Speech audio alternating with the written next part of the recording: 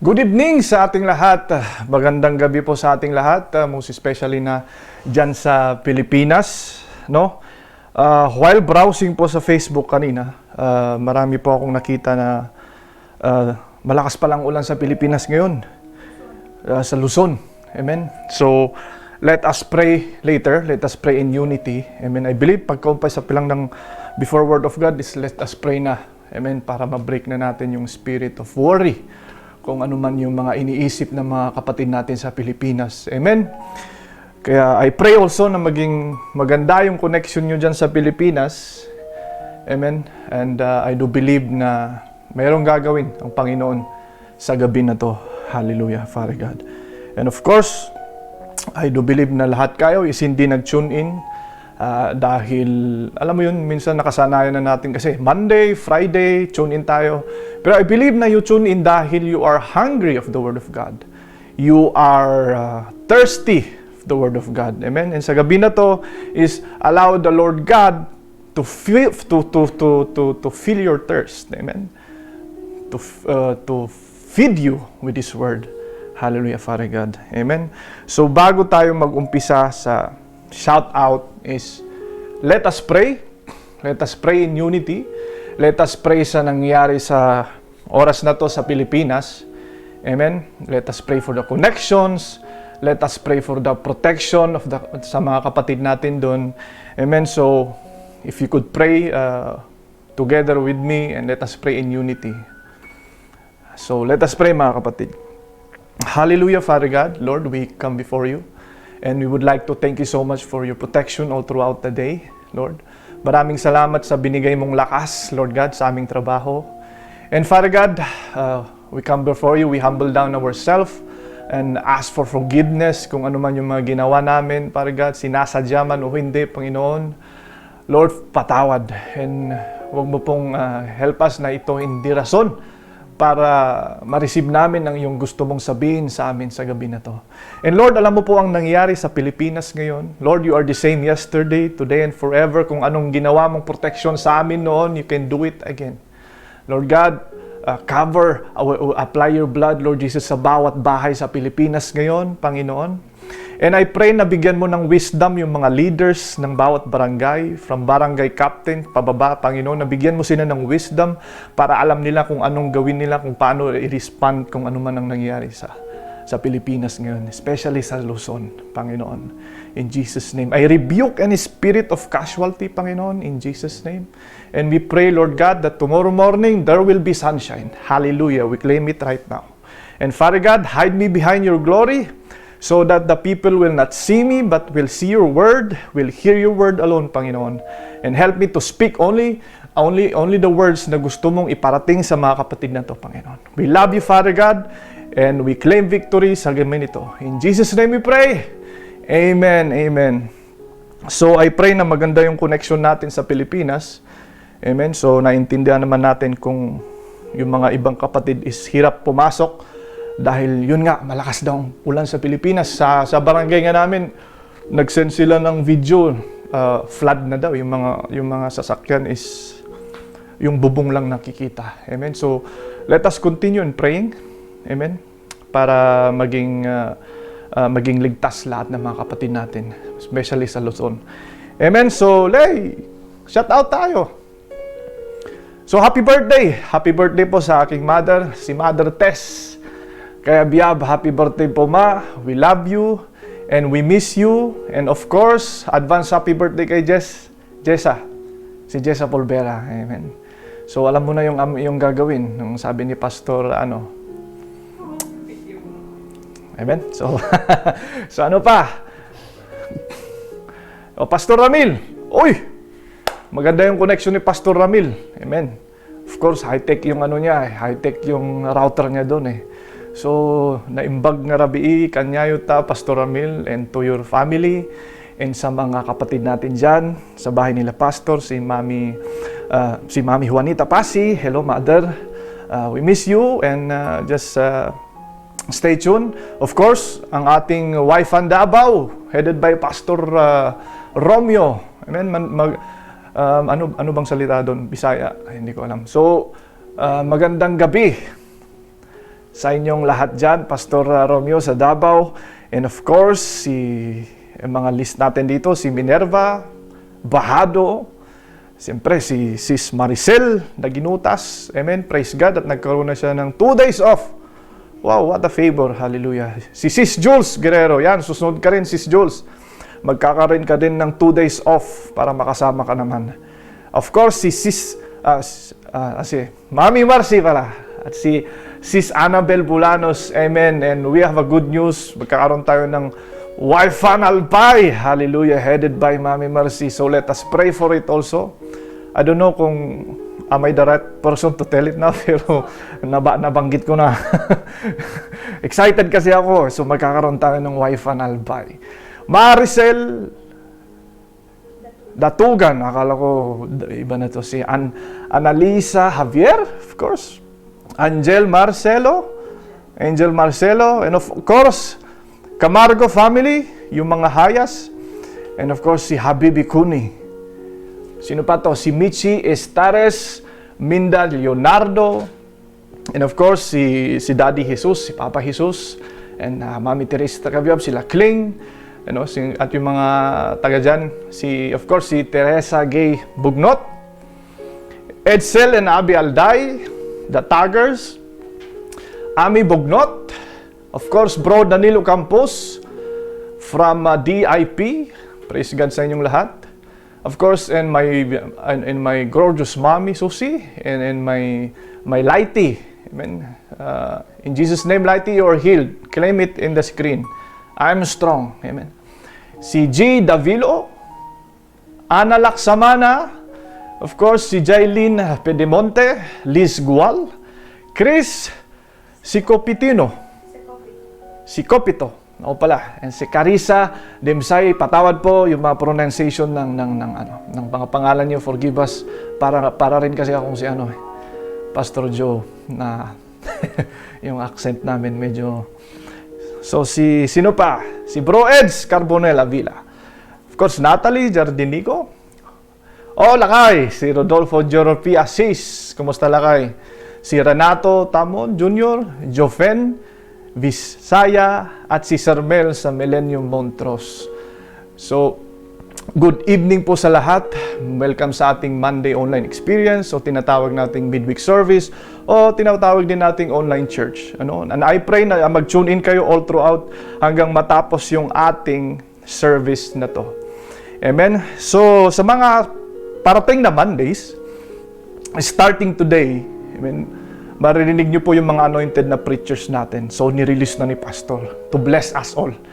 Amen? And binigyan po kami ng kanya-kanya naming topic. And ang binigay ng topic ni Pastor sa akin is about inspiration, encouragement, and of course, winning souls. Amen? So, yung passage na isi-share ko sa gabi na to is a very familiar passage. Actually, I do believe na lahat tayo alam natin to, especially sa Palm Sunday. Amen? Kasi itong passage na to ginagamit nila sa Palm Sunday. Amen? So, if we could open our Bible sa book ng Mark, chapter 11, Mark 11, verse 1 to 11. So, 1. Mark 11, verse 1 to 11. So, I'm reading sa translation ng NLT. New Living Translation. Amen? So, kung ano yung version nyo dyan, okay lang. Pero kung meron kayong NLT pa na isang Bible, yun ang gamitin nyo. Kasi, the other translation, nakasulat doon is colt instead na pony. Instead na donkey. Amen? So, I'm going to share to you guys the story of Jesus Christ victorious entrance sa temple ng Jerusalem. Amen? So, basahin ko siya. Just follow after me. As Jesus and His disciples approached Jerusalem, they came to the towns of Bethpage and Bethany on the Mount of Olives. Jesus sent, tandaan nyo to Jesus sent 2 of them on ahead. So, Jesus sent 2 of disciples ahead of Him. Amen? Go into that village over there. So, punta kayo sa village doon. He told them. As soon as they enter it, you will see a donkey tied there that no one has ever ridden. Makakita daw sila ng donkey na walang ni isang tao, walang sumakay pa. Amen? Untie it and bring it here. If anyone asks, what are you doing? Just say, the Lord needs it and will return it soon. And then the two disciples left and found the colt or the donkey standing in the street, tied outside the front door. As they were untying it, some bystanders demanded, what are you doing? Untying that colt, untying that donkey. They said what Jesus has told them to say, and they were permitted to take the donkey. Then they brought the colt or the donkey to Jesus and threw their garments over it, and Jesus sat on it. Many crowds spread their garments on the road ahead of him, and others spread leafy branches. They had cut it in the fields. Jesus was in the center of the procession, and the people around him were shouting, "Praise God! Blessing unto the one who comes in the name of the Lord. Blessing unto the coming kingdom of our ancestor David. Praise God in the highest heaven." So Jesus came to Jerusalem and went into the temple. After looking around carefully at everything, he left because it was late in the afternoon. Then he returned to Bethany with the 12 disciples. So may the Lord bless His word. So itong passage na to is, I believe, lagi nyo na itong naririnig in some preaching of other pastors or sa pinapanood nyo sa TV or probably kasama na sa disciple nyo to. But I will try to connect, I will connect it sa topic na winning souls. Amen? So sabi sa first verse that Jesus sent His 2 disciples ahead of Him. Amen? Jesus sent 2 of His disciples ahead of Him. Bakit dalawa? Hindi nyo ba natanong, bakit kaya dalawa? Bakit hindi isa? Amen? Actually, yung pinapatrabaho ni Lord sa disciples na yun is napakadali. Punta lang daw sila sa harap ng gate, tapos meron silang makitang donkey, iantay lang, kalas. Ba't kailangan dalawa ang isend ng Panginoon? Amen? Because dinesign ng Panginoon the ministry of these disciples to be a team effort. Amen? Yun po yung design ni Jesus Christ sa ministry ng kanyang disciples, to be a team effort. Amen? If you read all throughout the Mark, most especially the book of Mark, pag sinisend ni Jesus Christ yung kanyang disciples, laging by pairs. Hindi 12 na buo na pumunta sa bahay na to by pairs.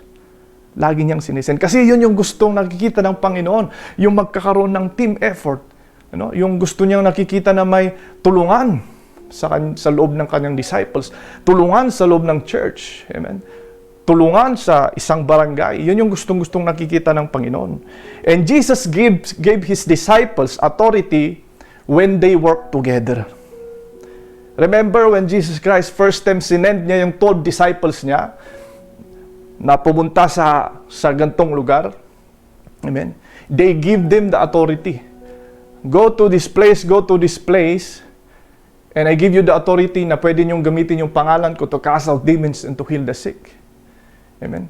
So Jesus Christ is giving the disciples authority when they work together. Tingnan niyo yung verse na to. Nung inutusan ng Panginoon tong 2 disciples to go and untie that donkey, merong nag-question sa kanila, anong sinabi nila? Use my name. Just tell my name that I needed and they will release it. So, binigyan niya ng 2 disciples niya ng authority para gamitin yung kanyang pangalan. Amen? Ang isa pang maganda, kung bakit dalawa, 2 people provide a valid witness. Maalala yung story ni Joshua and Caleb?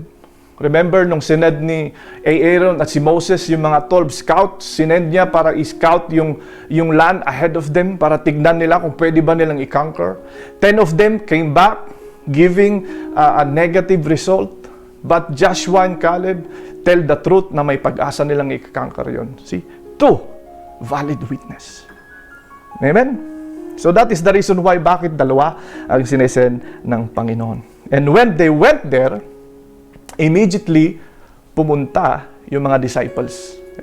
So, ang una nating makikita ng characteristic ng disciple dito sa passage na to is they were obedient. Amen? Immediately pumunta sila. They never questioned the Lord. Kasi siguro pag ako nandun sa sitwasyon na yon, pwede kong i-question, Lord, sigurado ka na meron talagang donkey doon? Hindi pa tayo nakapupunta doon eh. Papunta pa lang tayo doon. Sure ka na, alam mo na mayroong magtatanong sa amin na lalaki doon, mayroong donkey na nakatay doon. Sure ka na andun. They never questioned the Lord Jesus Christ. They immediately went to the donkey. And as a Christian, obedience is a part of our DNA, no? Yung obedience is dumadaloy na sa ating dugo. Amen? So pag sinabi mong, I'm a Christian, parte na ng DNA mo yung pagiging obedient. Obedience sa salita ng Panginoon, obedience sa ating pastor, most especially sa Panginoon, obedience sa Panginoon. Amen? And when they went there, nung pumunta sila doon, nandun nga yung donkey. And when they went there, they saw the donkey na nakatali. They saw a donkey na nakatali. And once in our life, mga kapatid, is nakatali po tayo sa kamay ng kaaway, nakatali tayo sa mundo. Once in our life is yung mga pamilya natin, yung mga kapatid natin was tied up into the ways of the world. But Jesus Christ sent someone to untie us. And vice versa, we need also to do the same thing. Alam niyo, ang Panginoon, gumagawa siya ng scenery para i-set up ka sa isang tao para i-antay mo. Look at this. Ahead of time, He made a vision. Gumawa siya ng setup para i-antay yung donkey. Hindi pa sila pumunta doon, pero nag-vision na ni Lord, gumawa ng setup. Punta kayo dito, may nakaantay na nakatay na donkey, may magtatanong na lalaki, ganito ang gagawin nyo. Kaya pala yung mga dumadating na tao sa ating buhay, akala natin accidentally. No, hindi pala. The people that pass by in our life did not come accident. They pass by with a purpose. Kasi sinet up ni Lord yung taong yan para sa'yo, para i-antay mo. Minsan nami-miss natin kasi nga hindi tayo sensitive sa mga bagay na yun. Amen? Gumagawa sa ng situation wherein mabump mo yung tao na yun and then magkausap kayo, yun pala, i-antay mo. Kasi yung mga taong tong nakakasalumuha mo, once in their life, they prayed, Lord, send someone to ministry in my life. Amen? And ikaw ang ginamit ng Panginoon. So, kung na-miss mo yun is, na-miss mo yung blessing, or siguro kung na-miss mo, isisend na lang ng Panginoon yung taong yun sa ibang tao na mag-aantay. Diba? Kaya nga, minsan na-experience nyo yung ayaw mong lumabas ng bahay, hindi mo trip lumabas. Pero lumabas ka. Nung paglabas mo, meron kang na-meet na tao na out of nowhere, tapos out of nowhere, bigla pang nag-open up sa'yo. Set up pala ni Lord yon na dapat hindi mo ma-miss. Na dapat na kailangan mo pala siyang iantay sa kanyang pagkatali sa mundo, pagkatali sa kasalanan. Kasi meron ding nag-antay sa'yo. Meron ding kumawala sa'yo. Amen? Kilala mo yung mga yon. It takes years, but napakawalan ka nila. Ayaw mong pumunta sa basketball court, hindi mo trip maglaro, pero sige na, para pampapawis. Nung pagpunta mo pala sa basketball court, meron ka palang nakilalang tao. Amen? Kami po, minsan tinatamad kami pumunta sa gym, hindi namin trip. Pero dahil nagbayad kami ng 1-year subscription, parang sayang. Sayang naman yon. So, pumunta na kami just for the sake na pero pala out of nowhere meron kang mamimit na tao, no? Yung taong to is magugulat ka ba't na ino-open yung mga buhay niya sa'yo. Lagi kanyang mini-message, lagi nang kinaka-chat. And hanggang ngayon nakaka-chat ko siya. Nasa Baghdad siya ngayon. Amen. So, yun yung mga bagay na nakakagulat out of nowhere, may dumadating na tao. Yun pala set up yun. No, dapat sensitive tayo na kailangan ko tong pakawalan. Ito ay isang setup ng Panginoon sa akin para iantay ko siya. Amen? Now, nung pumunta sila doon, when they started to untie the donkey, of course, mayroon nag-question, Ops! Anong gagawin mo sa donkey? Ba't mo But yun yung antay. Amen? You know, mga kapatid, if we are antayin people sa pagkatali nila sa mundo, meron at merong magko-question, meron at merong distraction na mangyayari. It's either from your side or sa side ng wini-win mo. Amen? But what I'm trying to say is, hindi papakawalan ng kaaway yung gagawin mo na yun. He will try his best to stop you. Kaya nga yung pag-uwin natin is, sometimes it takes years bago natin sila maantay, because binabato ng kaaway lahat ng meron siya para may distract ka or ma-distract siya. Amen? But if you did not give up on that person, you will end up winning him. Amen? That's the best thing about never giving up. Look at this. Sabi ng disciples, nung they are about to untie that donkey, sabi ng mga disciples, kasi sabi ng Panginoon, pag may nagtanong na tao doon, sabihin nyo na, ay, kailangan ko yung donkey, ibabalik ko rin. When they started to untie, merong nag-question, sabi ng disciples, Jesus needs it. Amen. So if we have that mindset, na you are trying to untie them dahil kailangan din pala sila ng Panginoon. Amen? You are untying them because Jesus needs them na gagamitin ng Panginoon. If we have that mindset in winning, if we have that heart na, kailangan kong mawin to, despite sa anong distraction, I need to untie this person kasi gagamitin din ng Panginoon to para sa kanyang pamilya, para sa kanyang mga kapatid. I need to do my best to untie them. Kasi ganun yung sinabi ng mga disciple, Jesus needs this one. Kailangan ni Jesus Christ yung donkey na to. So, nirelease ng mga tao doon. Yun lang ang sinabi nila. So, if we have that motivation na, kailangan ni Lord din tong kapatid na to, so I need to untie him. Amen? Ngayon, the disciples bring the donkey kay Jesus Christ. Amen? And they put their robes, their cloaks on the donkey. Ito yung process wherein when binibigyan mo yung binibigyan mo yung mga disciple mo ng makeover, yung win-win mo. Amen? Ina-apply mo yung 2 Corinthians 5:17 sa buhay niya. Oops, alisin natin yung old na damit mo. The new has come. Amen? Wear this, the robe of righteousness. Amen? Ito yung area wherein dinidisciple mo na pwede mo na siyang isend, pwede nang gamitin ng Panginoon. Amen? Nakita mo yung mga ginagawa ng So this is the time wherein ititrim mo siya, kumbaga kahoy, alisin mo yung mga unnecessary na na mga sanga, unnecessary roots. Amen? You are trimming him, you are garnishing, tama ba yung term ko? You are making, basta minumuhold mo. Being a disciple and discipling person is yun talagang ginagawa. Amen? Kasi gagamitin na ng Panginoon. It's ready to send. Amen? Now, nilagay nila yung garment nila sa donkey, and Jesus is ready to sit on that donkey's back. Sorry. Mamaya na. Inom sana ako ng tubig, pero mamaya na. Amen. Natanong nyo ba kung bakit donkey? Have you ever think of your of this situation kung bakit donkey ang pinili ng Panginoon? Sa lahat ng animals na pwede namang gamitin ng Panginoon, pwedeng sakyan, bakit donkey, hindi horse? Amen. Kasi deserve naman ni Lord yung horse kasi mas astig tignan, di ba? Mas matangkad, mas maskulado tignan ang horse kaysa sa donkey. Pero bakit donkey pa rin ang pinili niya? Because donkey represents peace. Hindi peace, peace on earth. But horse represents war.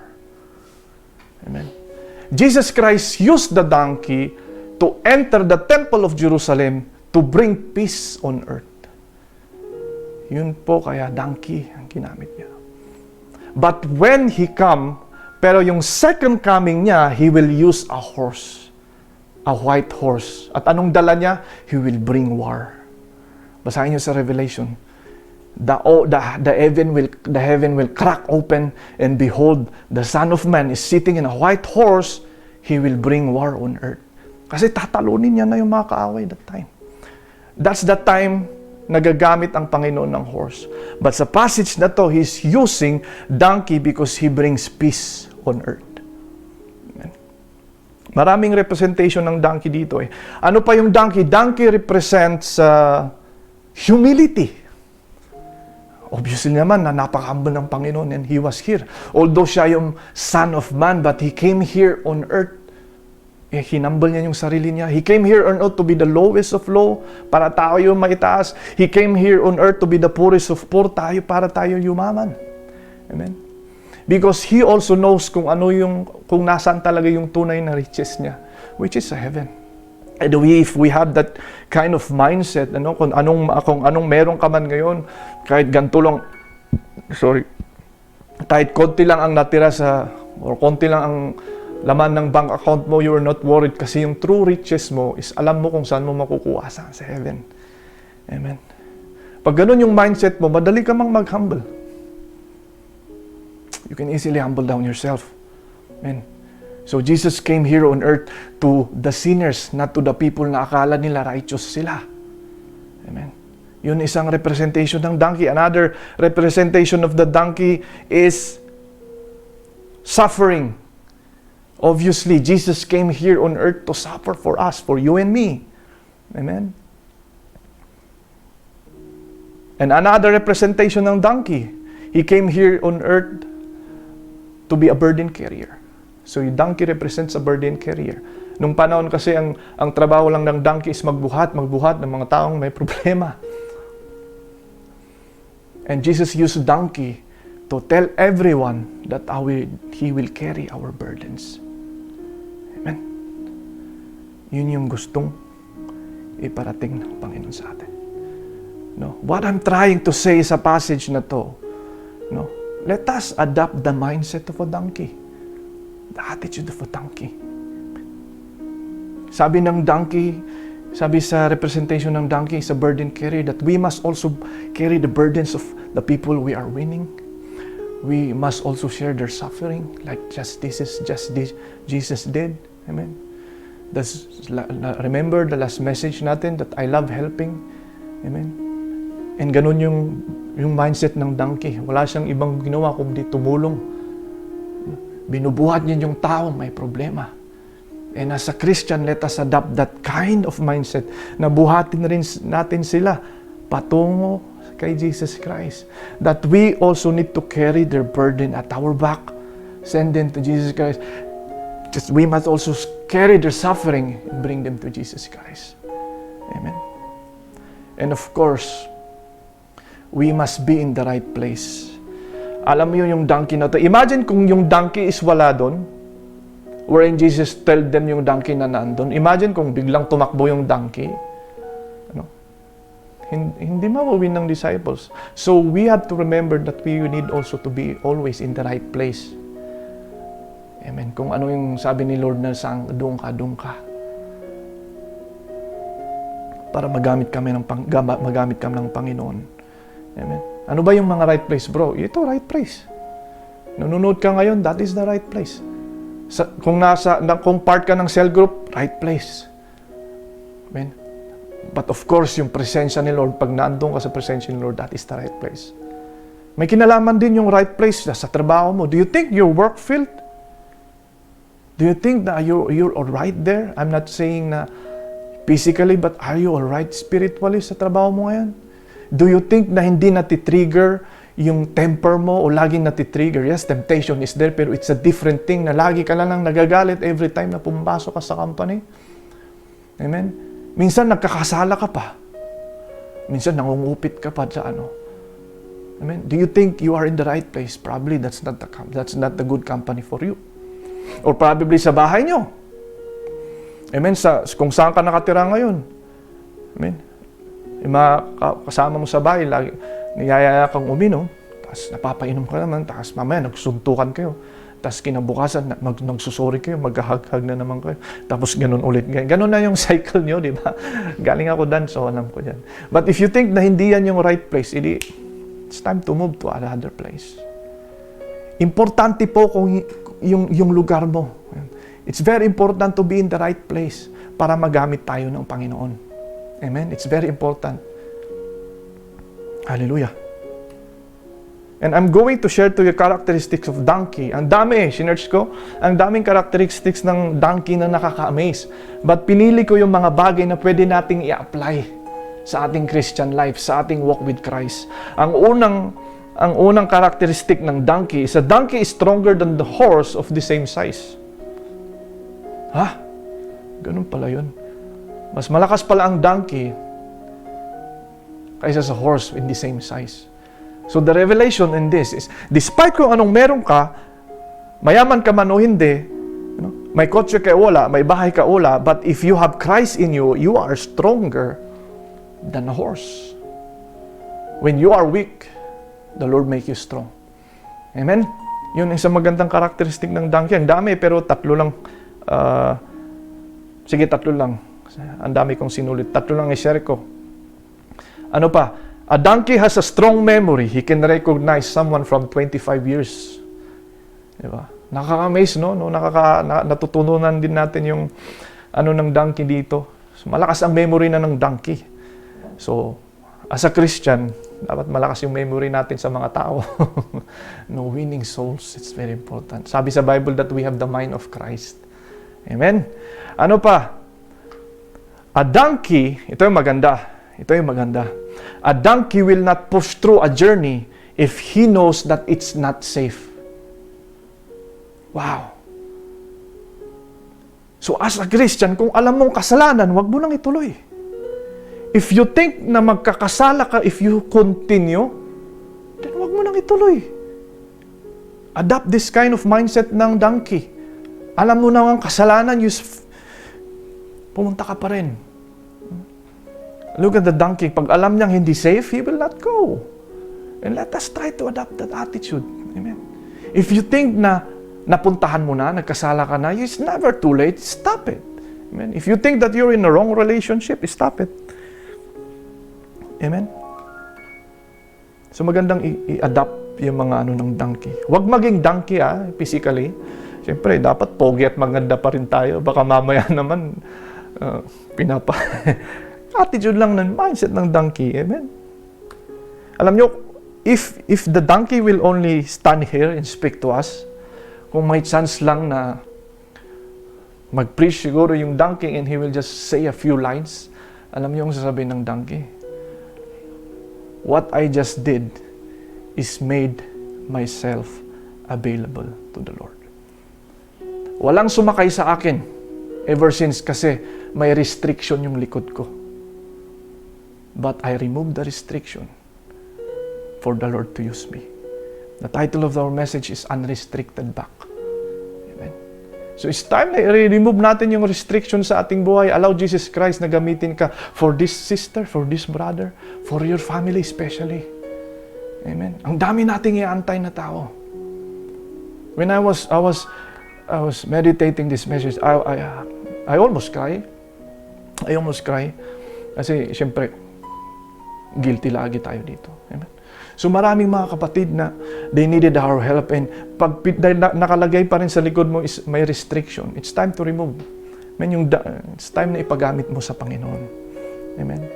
Para sa kapatid, para sa kapamilya mo. Amen. So I'm almost done, mga kapatid. Hallelujah. So yun po, mga kapatid. And pagbalikan yun yung verse wherein sinabi ng Panginoon, yung sinabi ng mga disciples, yung pinapasabi ng Panginoon, if this person will try to stop them, no? The Lord has need of it and will send it back immediately. Amen. So tinanong ng mga tao, anong gagawin niyo sa donkey? Gagamitin nun to ni ng Panginoon, tong donkey. Pero ibabalik niya rin agad. What is the revelation there? Amen.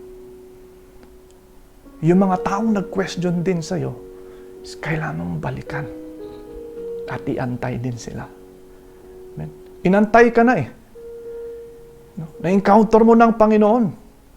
It's time also na ibalik ka para iantay yung mga taong nag-question sa'yo, yung mga taong, yung mga pamilya mo especially. Amen. It's time to go back also to untie them. Amen? And this is the best part that I'm going to tell you. Before we end, we as a donkey, no? Si Jesus Christ yung nakasakay sa likod natin. And then when we started to enter the kingdom, the temple of Jerusalem, di ba, nilatag nila yung mga cloak nila ahead of you. It's a donkey of Jesus Christ. Kumbaga, ni-roll nila yung red carpet.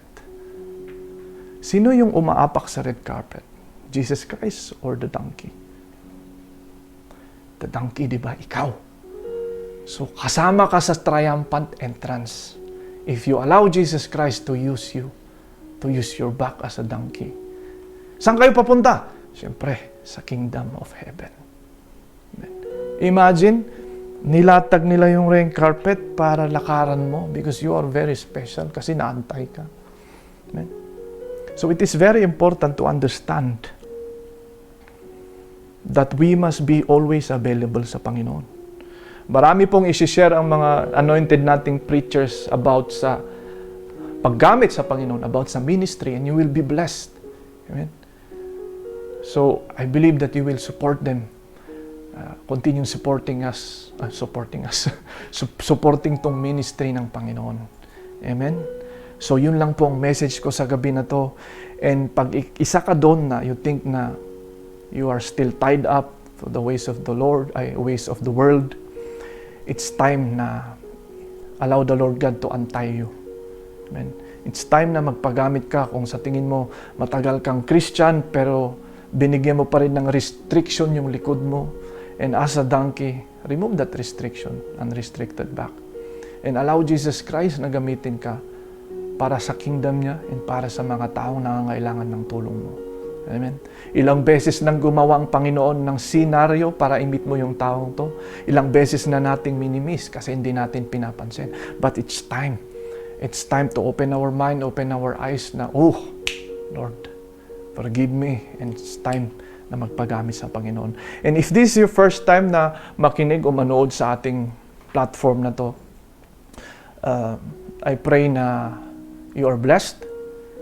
And kung yun nga sabi ko, kung you think you are still tied up sa ways of the world, I will lead you into a prayer. Tinatawag nating prayer of acceptance. Amen. And receive the free gift of salvation. Alam mo kapatid, may purpose talagang Panginoon sa'yo. I'm not just saying this by words, but I'm just saying this from heart and by the help of the Holy Spirit na sana maramdaman mo na talagang gagamitin ka ng Panginoon. If you just allow your back na magamit ng Panginoon, remove that restriction. Amen? So I will lead everyone into a prayer. So if you could pray after me, and then after that yung prayer of salvation, let us pray ulit. Amen? So Father in heaven, we come before you. Thank you so much for sending your Son, Jesus Christ. Lord Jesus, thank you for dying for me. And we believe that on the third day, you rose again. From now on, I open my heart and receive you as my Lord and personal Savior. Holy Spirit, come into my life, consume me, and use me. We ask this into the name of the Father, and of the Son, and of the Holy Spirit. Amen. So let us pray. Lord, maraming salamat ulit sa gabi na pinagkaaloob mo. Thank you so much for this opportunity that you have given to us na ma-receive ulit at maintindihan ang iyong salita. Lord, tulungan mo po kami na yung mga bawat na ring namin, word by word, sentence by sentence, is maitatak sa aming puso. Lord, help us to understand that kung gaano kami kaka-bless pag nagpapagamit sa iyong ministry, Panginoon. Lord, yung mga kapatid namin na hirap pa rin na alisin yung restriction sa kanilang likod. Lord, help them. Lord God, give them strength and boldness na enough is enough. I need to be used by the Lord, Panginoon.